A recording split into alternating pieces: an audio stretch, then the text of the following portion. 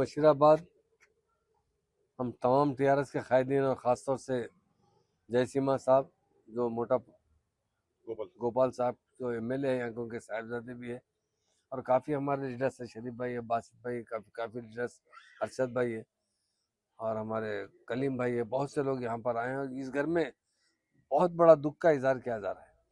हमें देखने पर यकीनन बात करने की भी हिम्मत नहीं हो रही। दिल बोल रहा है हमारा, ये क्या हो गया। ये एक साथ 18 लोग इस घर के गए हैं और घर में कोई नहीं है, और इतना बड़ा हादसा हुआ है, उसका बहुत दुख का इजहार करते हैं। और बीआरएस की तरफ से भी एक डेलीगेशन आज शाम को 5 बजे की फ्लाइट से जा रहे हैं हमारे लोग। तो केसीआर साहब भी इस पर बहुत गम का इजहार करिए, केटीआर साहब भी। और ये वाकया इतना भयानक हादसा हुआ है, और बस में जितने मुसाफिर थे सफ़र करने वाले, वो तकरीबन हैदराबाद के थे और मशीराबाद और कुछ करीब जवास के थे, रिश्तेदार थे।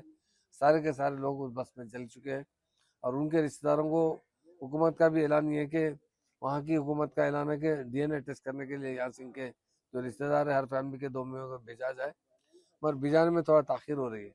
अभी हम लोग सब मिलकर, जयसिम्हा साहब हो, शरीफ भाई हो, बासित भाई हो, जो भी हमारे लीडर्स हैं, बदर भाई हो, सब मिलकर हम लोग जो है अभी हज हौज जा रहे हैं। वहाँ जाकर चेयरमैन साहब से मिलेंगे, और वहाँ जो हो सकता उनसे हम डिमांड भी करेंगे, और हमारी पार्टी की तरफ से भी जो मदद हो सकती है ज़रूर हम करने के लिए तैयार हैं।